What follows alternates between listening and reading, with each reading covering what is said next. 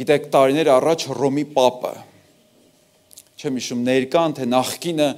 տիեզերական մեծ ժողով դրեց եւ հայտարարեց, հրավիրեց բոլոր իր վարդապետներին եւ թեման այդ կոնֆերանսը գիտեք որն է, հայր մեր աղոթքի մեջ մի փոքր սպռավճկա անենք, մի փոքր բան հանենք, ավելորդ է դա, մեր աստվածաբանությանը չի համապատասխանում, անգամ Հայաստանից գնացին քահանաներ եւ վարդապետներ մասնակցելու կամ հակառակվելու համար, ես գիտեմ, որ մերոնք հակառակ էին դրան, որն էր իր առաջարկը, եկեք հայր մեր աղոթքից հանենք եւ մի տանիր մեզ փորձության հատվածը, բայց արդյոք կարող ես Աստվածաշնչից հանել այն խոսքերը, որ գրված է եւ Եհովան Աբրահամին փորձեց, արդյոք կարող ես հանել ամբողջ Աստվածաշնչից այն հատվածը, որ ես ձեզ անապատ բերեցի, որպեսզի ձեզ փորձեմ եւ ձեր ներսինը ձեզ ցույց տամ,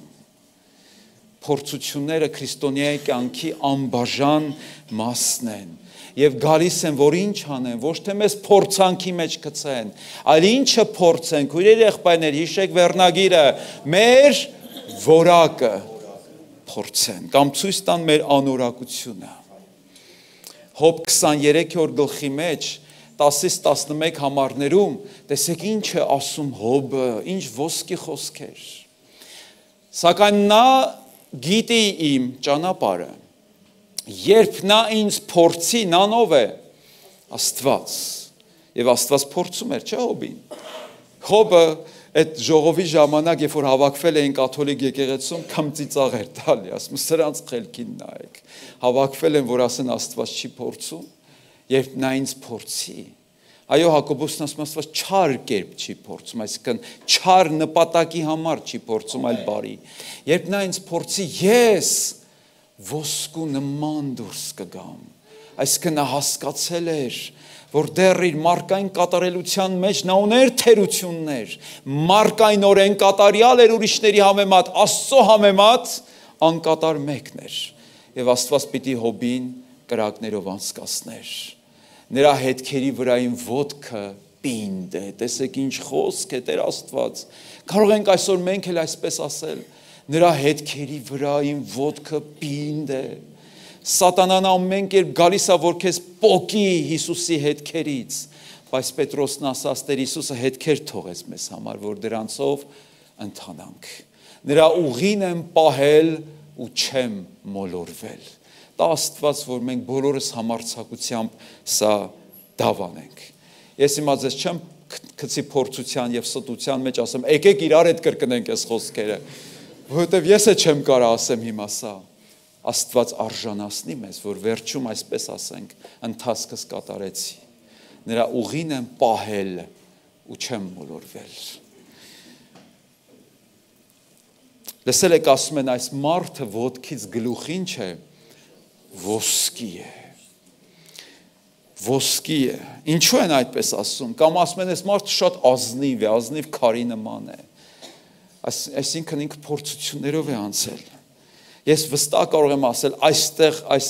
մոտ 200-ից ավել ժողովուրդ կա, 230, այստեղից մի անձնավորություն կա, որ ոսկի է, ընդամենը մեկ,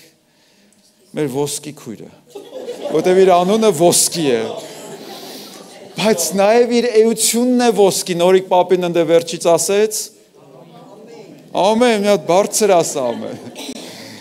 ոչ միայն անունով է ոսկի, այլ էությամբ է ոսկի, ես անկեղծ եմ ասում, ես չեմ հաճոյի անում, որտև երբ որ շփվում ես իր հետ, հերիք չի ոսկի, այլ իր հարգ ինչքան բարձր ոսկի է, կան այդպիսի մարդիկ, որոնց հետ շփվում ես, քեզ էժան ես զգում, աղքատ ես զգում, եւ զգում ես իրանք ինչքան հարուստ են, ինչքան ծանրակշիռ են, որպես հոգևորներ, ինչպես, ինչ պայմաններում է երևում հավատացյալի որակը, ճգնաժամերի, նեղությունների, փորձությունների, հալածանքների եւ ճնշումների ժամանակ է երևում։ Հիմա չի երևում, քույրեր եղբայրներ։ Հիմա լավ չզգաք այդքան էլ ձեզ, որովհետեւ բոլորս էլ եկեղեցում ինչ ենք, սուրբ ենք, բարի ենք։ Հիմա եղբայրդ գալիս է ոտքը տրորում է, հետո վայ եղբայրս կներես, վայ ինչ ես ասում, մի հատ էլ տրորի։ Հետո մի հատ էլ է տրորում, եղբայրս կներես, չէ, ես պիտի ներողություն խնդրեմ, ոտս ինչ էր անում այդտեղ, որ դու տրորեցիր։ Հետո նստում ես երթուղային տաքսի, ավտոբուս, մեկը տրորում է քո ոտքը, եւ Սասնա էպոսը հնչում է քո բերանից, չէ, հայերենի բառապաշարեն ճոխ բառերը, նեղության ժամանակ, աշխարհի մեջ, շրջապատված անհավատներով հենց այդտեղ է երևում քո իրական վիճակը, հավատացյալը եկեղեցում չի հավատացյալ երևում, հավատացյալը երևում աշխարհի մեջ, երբ որ եկեղեցուց ոչ ոք չկա քո կողքը եւ աշխարհի մեջ ես դու, միջոցառումների ժամանակ ես դու, նայում ես մարդ չկա մեր եկեղեցուց, կենաց են խմում, ծնողների կենացն է, ոնց ոտի չելնեմ եւ ես շիշը չդատարկեմ, այդ հո իմ համար չեմ խմում, ծնողի կենացը սուրբ է, պիտի խմեմ եւ մինչեւ վերջ պիտի խմեմ, ներողություն, քննությունդ տապալեցիր, հարգդ իջացրեցիր,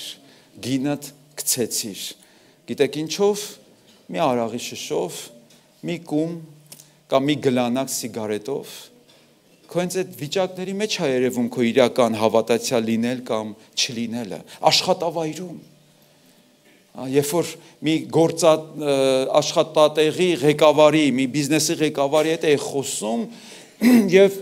ասում են, գիտես, վայ, լսել է մեր քույրերից մեկը ձեր մոտ է աշխատում, ասեց, ով, անունը տվեցի, շատ զարմացավ, ասեց, ինչ ես ասում, ինքը հավատացյալ է,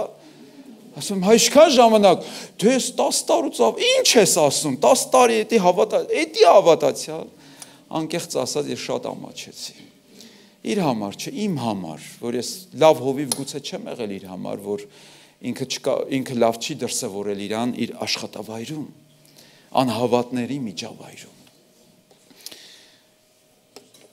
Այս կենթանու անունը ինչ է, գիտեք կան նաև քամելիոն հավատացյալներ, գիտեք կան կենթաներ, որոնց ասում են ինչ կենթանի, երկենցաղ, ինչ է նշանակում երկենցաղ կենթանի,